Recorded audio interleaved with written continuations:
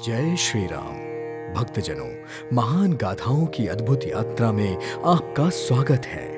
कड़ियों में प्रदर्शित होने वाली इस श्रृंखला में प्रस्तुत है भगवान श्री राम की जीवन गाथा रामायण। युगों पहले महर्षि वाल्मीकि की लेखनी से अवतरित हुआ प्रभु श्री राम के मर्यादित जीवन को दर्शाता एक महान ग्रंथ रामायण, जिसे सहस्त्रों वर्ष पश्चात गोस्वामी तुलसीदास जी ने अपनी आत्मा के सुख के लिए अति सुंदर भाषा शैली में वर्णित किया। प्रभु श्री राम की कथा जहां जीवन दर्शन और मुक्ति की राह दिखाती है, वहीं साथ ही साथ हमें सीख भी देती है कि हम प्रभु श्री राम के जीवन से प्रेरणा लेकर अपने संघर्षपूर्ण जीवन को कैसे मर्यादित और सुखमय बनाएं। मर्यादा पुरुषोत्तम श्री राम की अद्भुत जीवन गाथा रामायण का प्रथम सोपान प्रारंभ होता है बालकांड की वंदना से।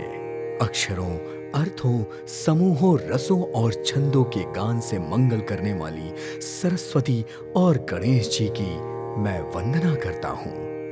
श्रद्धा और विश्वास की स्वरूपा माता पार्वती और भगवान शंकर की मैं वंदना करता हूँ, जिसके बिना सिद्ध जन अपनी आत्मा में स्थिर ईश्वरीय सत्ता को नहीं देख सकते।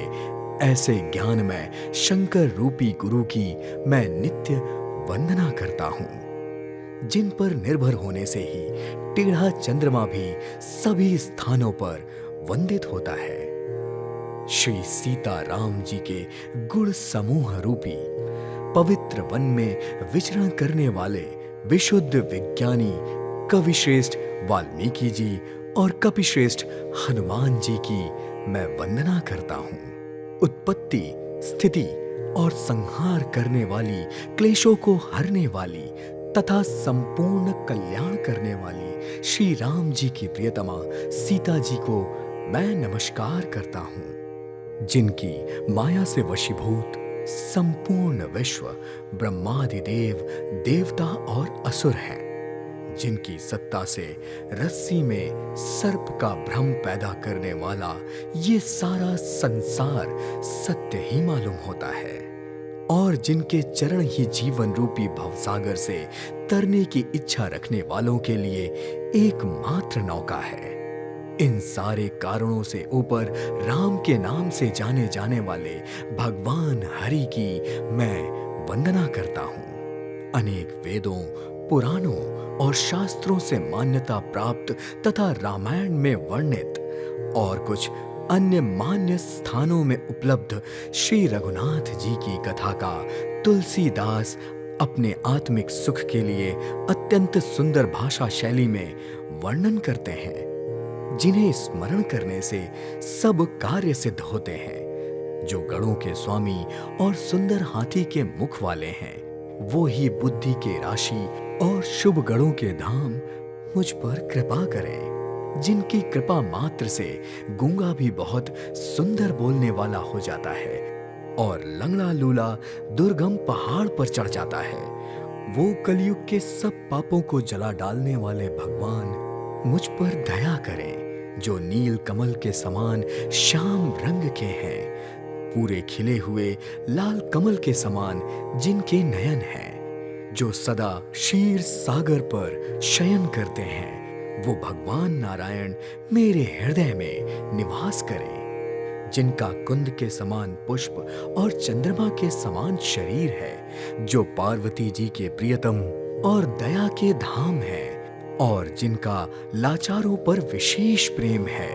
वो कामदेव का मर्दन करने वाले भगवान शंकर मुझ पर कृपा करें। मैं उन गुरु महाराज के चरण कमल की वंदना करता हूँ, जो कृपा के सागर नर रूप में श्री हरि ही हैं, और जिनके वचन घने अंधकार को नाश करने के लिए सूर्य किरणों के समूह हैं। मैं गुरु महाराज के चरण कमलों की रज की वंदना करता हूँ, जो सुंदर स्वाद, सुगंध तथा अनुराग रूपी रस से पूर्ण है। वो अमर मूल संजीवनी जड़ी सुंदर चूर्ण है, जो भय और रोगों के परिवार का नाश करने वाला है, जो पुण्यवान पुरुष रूपी शिव जी के शरीर पर सुशोभित निर्मल विभूति है और सुंदर आनंद और कल्याण की जननी है। भक्त के मन रूपी सुंदर दर्पण के मैल को दूर करने वाली और तिलक करने से गुणों के समूह को वश में करने वाली है। श्री गुरु महाराज के चरण नखों की ज्योति मणियों के प्रकाश के समान है, जिसका स्मरण करते ही हृदय की दिव्य दृष्टि उत्पन्न हो जाती है। वह प्रकाश अज्ञान रूपी अंधकार का नाश करने वाला है।